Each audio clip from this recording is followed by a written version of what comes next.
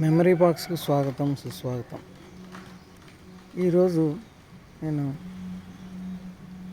ఒక వ్యక్తి అడిగిన ప్రశ్నకు సమాధానం గురించి వెతుకుతూ వాకింగ్ మొదలుపెట్టాను.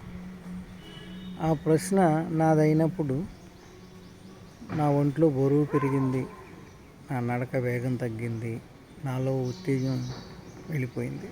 దీనికి కారణం ఆ ప్రశ్న ఏమిటంటే, భగవంతుడిని నేను అడిగానా నన్ను పుట్టించమని, నేను ఇది మంచి ఇది చెడు అని. మరి భగవంతుడే కదా మంచిని చెడుని ఇద్దరిని పుట్టించింది. దీనికి కారణం ఏంటి? ఈ ప్రశ్న నేను వెతుకుతున్నానని అడిగారు. ఆ ప్రశ్న గురించి నేను వెతుకుతున్నప్పుడు నాలో వేగం తగ్గి బరువు పెరిగింది. వెంటనే వాకింగ్ ఆపేసి నాకు తెలిసిన విషయాన్ని విశ్లేషిద్దామని మీ ముందుకు వచ్చాను. అదేంటంటే, ఇత్తు ముందా చెట్టు ముందా అనే ప్రశ్నకు మనం ఎంత వెతికినా దానికి సమాధానం దొరకదు. అంటే ఈ సృష్టిలో ప్రతి సృష్టి జరిగినప్పుడు మనిషి తన అధీనంలో ఉండి ఈ జన్మ ఎత్తలేదు. ఏదో మనకు తెలియని అద్భుతమైన శక్తి అంటే దేవుడే అనుకుంటాం. ఆ దేవుడు మన సృష్టించాడు. కాబట్టి ఈ శరీరం కానీ, ఈ మనము నడిచే నడకలు కానీ, మంచి చెడు కానీ మనకు సంబంధం లేని విషయాలు. అంటే ఆయన సృష్టించుకున్నాడు ఆయనకి కావలసిన విధంగా. అప్పుడు మనకు కావాల్సిన విధంగా ఏది జరగదు.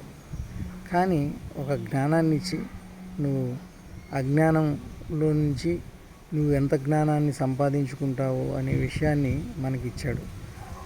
ఈ ప్రపంచంలో ఏది శాశ్వతం కాదు. పుట్టిన తేదీ మరణించే తేదీ నిర్ణయించి మనకు ముందు పంపిస్తాడు. ఆ తర్వాత నాకు తెలిసి దేవుడికి మనకి కనెక్షన్ ఉండదు. ఎందుకు అంటే ప్రతిరోజు ప్రతి వ్యక్తికి దేవుడు కనిపిస్తే వేసే ప్రశ్న ఇదే: నాకు ఎందుకు కష్టాలు ఇచ్చావు, ఎందుకు ఈ విధంగా చేసావు, నన్ను మంచిగా చూసుకోవచ్చుగా అనేది ఈ కర్మ సిద్ధాంతాన్ని ఆయనకి అడిగినప్పుడు ఆయన దగ్గర సమాధానం ఉండదు. అందుకే నాకు తెలిసి దేవుడు ఎవ్వరికీ కనిపించాడు.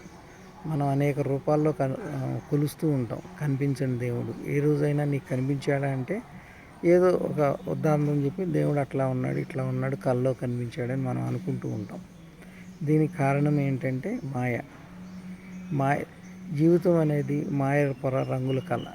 ఇవి మనం ఈ ప్రశ్నలు మనకి నష్టం జరిగినప్పుడు, మనకి కావాల్సింది జరగనప్పుడు మనం ఈ ప్రశ్న వేసుకుంటే, మరి జరిగిన కాలంలో నీకు కావాల్సిన కాలంలో నీకు ఆనందంగా జీవించిన కాలంలో ఆ ప్రశ్న ఎందుకు నాకు ఆనందం ఇచ్చావు, నన్ను ఎందుకు ఇంత మంచిగా చూసుకుంటున్నావు అనే ప్రశ్న మనం వేయం. మనకి ఇబ్బంది కలిగినప్పుడు, మనకు బాధ కలిగినప్పుడు వేస్తాం. ఇది మానవ సహజం, మనం మానవులం.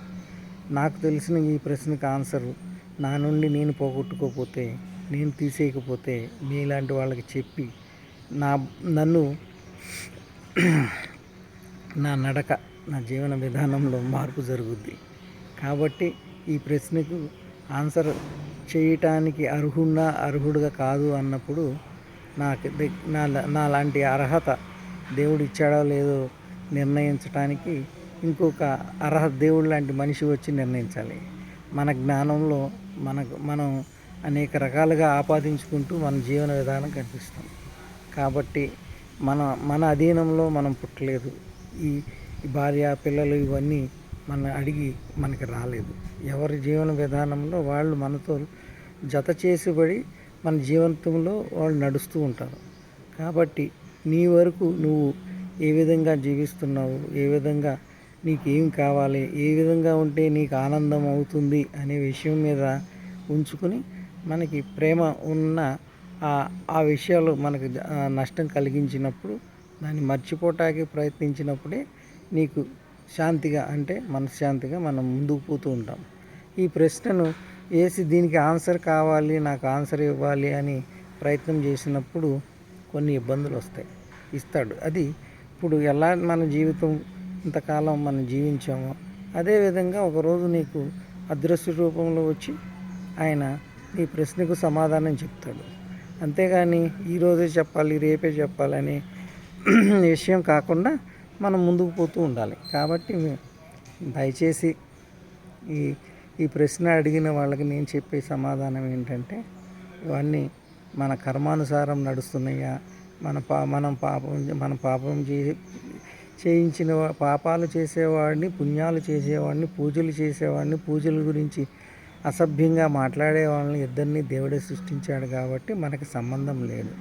ఇది మనిషి జన్మ ఒక అదృశ్య శక్తి నుంచి, అది దేవుడు అనుకుంటారో మనిషి అనుకుంటారో, ఒక ఇచ్చాడు. కాబట్టి మనం ఎట్లా జన్మించామనే దానికి ఆన్సర్ ఎట్లా లేదో ఈ ప్రశ్నకు కూడా సమాధానం వెతకటం కన్నా కాలంలో నీకు తెలుస్తుంది అనే విధానంలో ఆ ప్రశ్నను కొన్ని రోజులు మన మనసులోనే ఉంచుకుని వెతుకుతూ ఉండాలి. అంతేగాని అదే పనిగా వెతికినప్పుడు మనకు అశాంతి కలుగుతుంది. శాంతి కలగాలంటే, మనస్ఫూర్తిగా మనం ఆనందంగా జీవితం గడగాలంటే ఈ ప్రశ్నను కొంచెం బీరువాలో పెట్టేయాలి.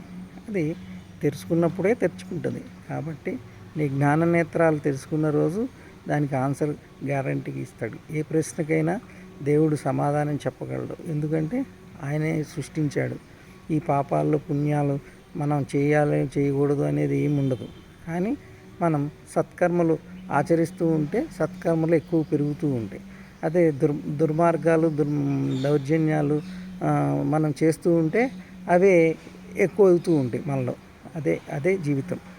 కాబట్టి నేను అనేది ఏంటంటే, మనందరం వనభూవి గంగ అంటే వనాలు, సేవ్ ట్రీస్, చెట్లు నాటండి, దాన్ని పూజించండి, భూమిని కలుషితం చేయకండి, భూమిని రక్షించండి, నీటిని కలుషితం చేయకండి, నీటిని రక్షించండి. వనభూవి గంగ ఈ 3 విషయాలు ఎప్పుడైతే ప్రపంచకంగా భారతదేశంలో ఆదరించి పూజించబడతాయో అప్పుడు అందరం ఆనందంగా అద్భుతంగా జీవిస్తాం. సర్వోజన సుఖినో భవంతు. ఈ ప్రశ్నలో ఆన్సర్లు నేను ఇవ్వలేకపోయినా కొంత విశ్లేషణ జరిగింది. నాకు ఈ ప్రశ్నకు ఆన్సర్ చేసే జ్ఞానం ఇంకా రాలేదు. వస్తే మీ ముందుకు వస్తానో లేదో నాకు తెలియదు. So signing off JP sir. శుభోదయం. Thank you.